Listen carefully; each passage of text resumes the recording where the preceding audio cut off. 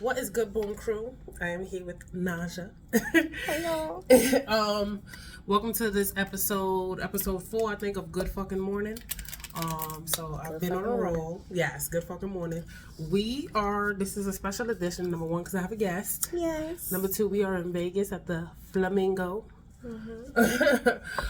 So, anyway, today's topic, me and her was downstairs yesterday. We was in a casino. Trying to win millions, of course. Yeah, it's happening. Right. And I was observing this. She appeared to be white. She didn't appear to be black. She wasn't black. And I was just watching her demeanor, and I had said to her, like, I feel like we need to work on being a little bit more. I use the word inviting, but I'm just going to use that word for this sake, but I don't mean inviting in the sense of wanting to attract men. I'm just saying that sometimes some of us have a certain demeanor that's it repels people. Yeah, like, let me not say nothing. Yes. So I was watching this girl, and like, the men were coming up to the table, and she was like looking all of them in the face. But you know how they be at the table trying to get a little something out of the men or whatever. You know, I have a man, so I wasn't doing that. Right. So sometimes we not that inviting. Right. But anyway, my man is he's not worried about shit like that. But anyway, so we was having that conversation, and I was just like, I find that I can be very inviting, but that's once you approach me. But if you don't approach me, people tend to feel like, oh, I can't say nothing to her or whatever the situation is, and it's just my regular demeanor. I don't even. Right. It's not like I'm walking around like fee fi fo fum. But wait, you know something that I can say can have an effect on that too. I say like where you live too. Yeah. Because living in New York, it's just a thing. Like, it's really a thing. Because you got to be on point. You got to be careful. Like, I really remember a time I was on a train, and it was this guy. He's a white guy. And he just kept looking at me. Like, every time I turned, he kept making eye contact with me. He was, like, with his friend. So now I'm, like, kind of mugging. Like, what are you looking at? Like, stop looking at me. And then I had said to myself in my mind, I'm like, what if he just thinks you're beautiful and you over here being like, mean for no reason? So then I smiled. When I smiled, like, his face lit up and he smiled back. Right. And when he got off the train, like, he waved and said goodbye. And I'm like, wow, here I am being, but like, where you live does make a difference. Because I grew up in Jersey, and I realized, like, since I moved back to New York, I have that way about me sometimes. Right. So I try to, like, I'm not gonna lie, I see it in her a lot. Like, somebody could just be making friendly conversation, and I'm gonna assume this is what it is, right? I don't know if this is necessarily what it is, but I find if she doesn't find somebody attractive, she's just like, stop it. I don't know if that's what it is, but sometimes it comes off like that. But we may not even be aware that we do stuff like that. You know what I'm saying? Like, I don't know if I come off like that to men that I don't find attractive, because if you say hi to me, I say hi to you. I'm not giving you attitude or anything like that. But if I'm like in one of my moods, I ain't have my coffee, I could probably have a certain disposition about me or whatever. Yeah, because it's like once you start taking it a little too far, and I see where you're trying to go with it, it's just right. All right, sir. And she's not rude about it. No. It's just me. Like, say if I'm from the outside looking in, you can visibly see her withdraw. Like, sir. She grabbed her little purse, and I was like, oh my god. Like, all right, have a good day. Right, she be moving you along. Kindly, though. I think I do that. I think the only time I really do that is if I'm in the club, because I don't want to, because that leads to like physical contact, because they trying to dance with you, they're going to be grabbing on you. So sometimes I'll be in a club, and I'm very much like that. But we were talking about just in regards, that's a good point that you bring up, because you said where you live. I didn't even think about that, even though that's something that's like, you know, common sense. Yeah. But I get so annoyed, because it's like what some people deem as aggressive is not aggressive to certain other people. You know what I'm saying? So you'll talk to a man and he'll be like, oh, you're being aggressive, or you'll say something to him and you're just saying it in your regular tone, and oh, you're aggressive, or you seem like you this or that, and it makes you feel like, damn, I don't even want to talk. Right. Because I don't want to offend you, or I don't want you to feel like I'm trying to be intimidated. I'm just being my normal, regular self. Right. So it does. It has an effect where you grew up, where you live. Right. Because in Jersey, people are way more friendlier and kind. Like, you could be walking into the store, hi, how you doing? Don't even know who this person is. And it's so funny because I remember my cousin coming to Jersey and like somebody doing it, like, oh, hey, how you doing? Like, you know them? Like, right. From New York, like, you know them? I'm like, no, people are just like this. Yeah, like, you could be borderline offended by somebody. Like, as a New Yorker, you'd be offended. Like, why are you talking to me? What are you talking to me for? Like, right. But then you compound that with the fact that we're women. So, you know, in society, women are supposed to be always smiling. You're supposed to be soft. You're supposed to be this and supposed to be that. Now compound that with us being black women.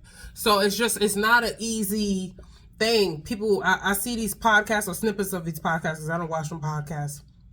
And the running theme is, oh, black women are too aggressive or they're always aggressive. And I'm not going to say that to an extent that's not true, but what annoys me is that nobody addresses the reason for that. Right. You know what I'm saying? We don't really get down to the nitty gritty. It's just like, oh, you're too aggressive. You need to be in your feminine energy.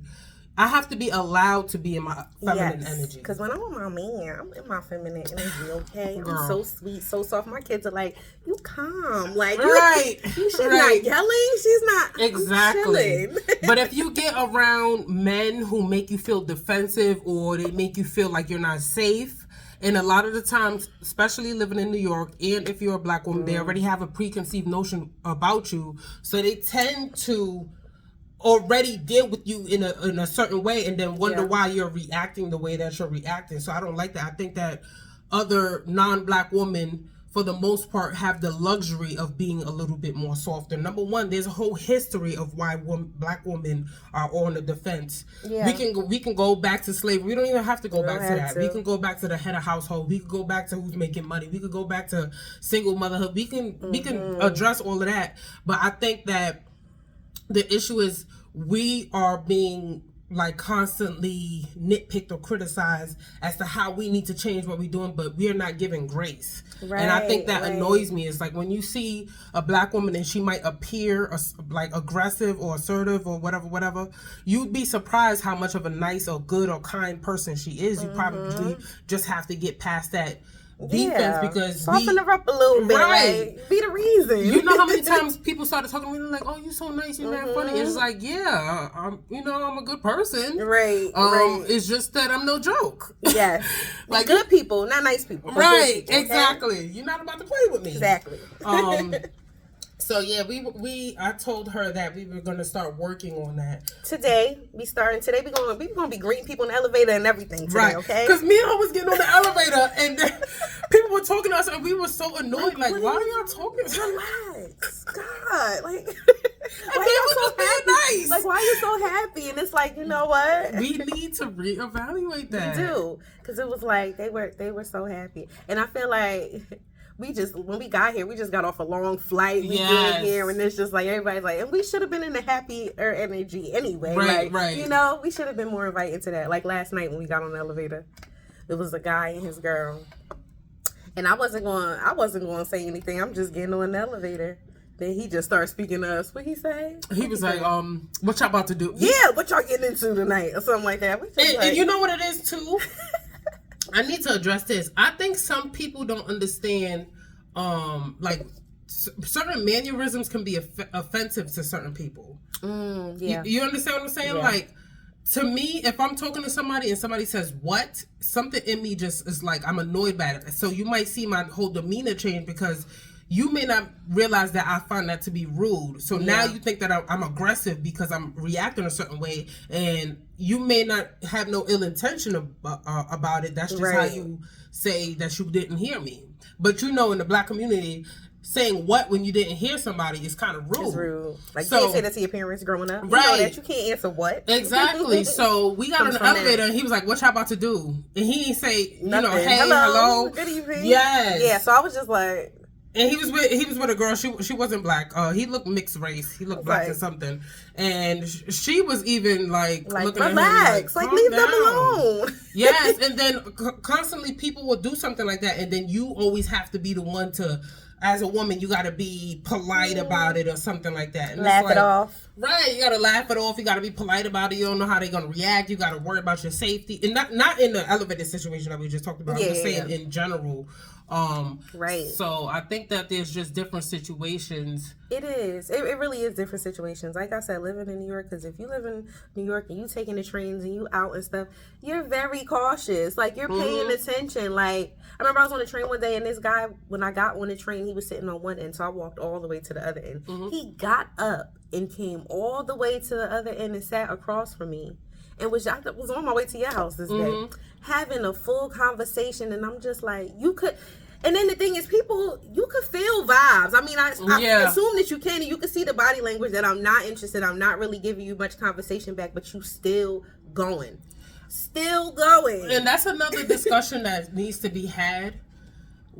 There's a thin line between a man being persistent because he wants to show you, like, hey, I'm seriously interested in you, and then there's the other side of that where it's like, you see that you're visibly making me uncomfortable, but you keep going, and it's like, are you getting a kick out of that? Right. Because you're not, you know what I'm saying? Not nothing towards the blind community. I'm saying, like, you're not blind. You see when somebody.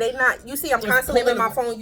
You still talking. Yeah, like I took my headphones out. I put it back in. The guy next to me was even looking over because he felt my uncomfortableness. If he felt it, right, he looked over at me and looked at the guy. But not everybody's fully mentally there either. Right. So sometimes they just. And that's why we're like that, especially living in New York, because you just don't know what people. Right. You don't. Right. So you got to be on point. Like you got to be on point. Yeah. So I was just when I was looking at the girl yesterday, I saw a post on Instagram. I brought it up because I saw a post on Instagram, and it was this black girl, and she was like, the best dating advice that she has ever gotten has been from non-black women, and.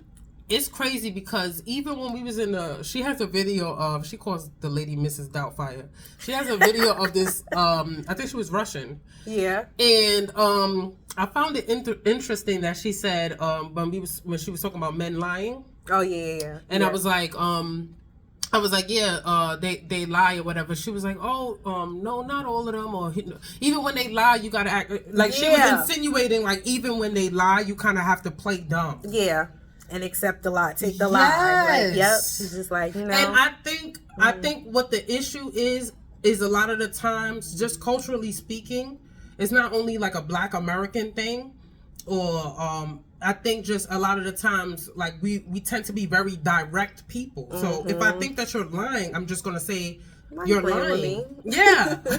So and then people will view that as aggressive. And I saw another post on Instagram where the guy was like, we live in such a society where people are so used to being phony and fake that when you're direct with people, they assume that they say that you're being aggressive. Right.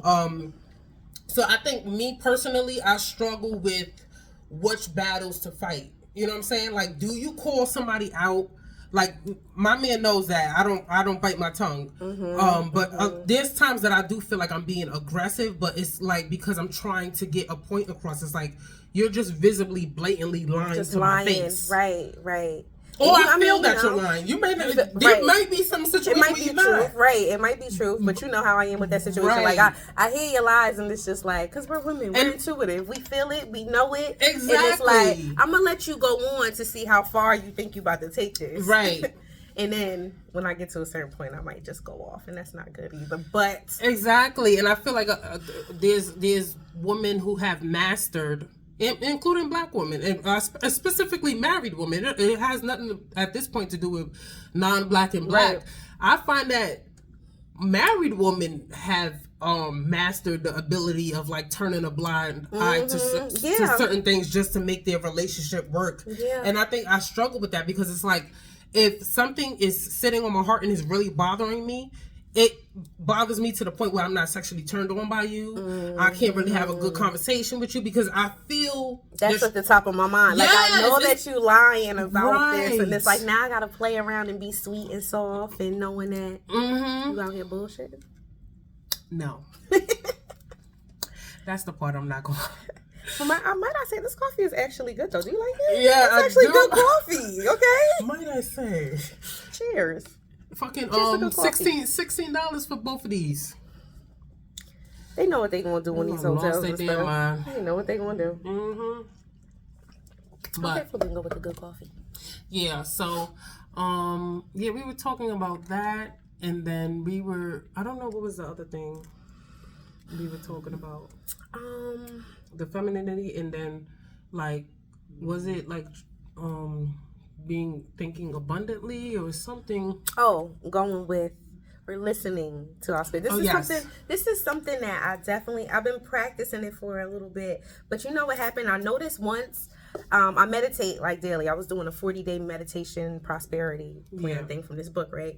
But I noticed once I got off my path with that, like, I wasn't listening to my higher self as much. Mm-hmm. And when I was on it every day, like, I had to meditate for 15 minutes straight every single day, right? Yeah. And during that time, like, I felt like I was getting answers from God. Like, God was talking directly to me, like, do this, make this move. And I was doing it, no question, right? So once the new year came in, you know, new year, everybody, new year, it's time to do this. I slowed down because we was going hard the end of the year. So I slowed down a bit. And when I did, I wasn't meditating as much as I should have. Like, I wasn't journaling as much as I should have. I was still meditating and praying here and there, but it wasn't on that path, intentionally. And I feel like once I got off of that, the answers weren't coming as clear. It was like, it's like I'm confused on which one to take. Like, do I do that? Yeah. I find that I'm like that as well. If I break routine, I don't have the ability to use my discernment the way that I normally would be able to use it, because it's just like now it's chaos. And there's this thing where they say women can't really operate in chaos. That's like a masculine thing. You know what I'm saying? Yeah. So we require a little bit more peace and, you know, like a subdued environment for us to be able to operate. So if things are not like routine, I know me personally, it's like I have brain fog. I forget stuff. My energy levels. Everything's off. Right. Everything is just off. I don't listen to my gut. And like you said, you don't know which answer to listen to. Like, oh, should I do this or should I do that? Okay, we at almost 17 minutes. 3 more minutes, y'all.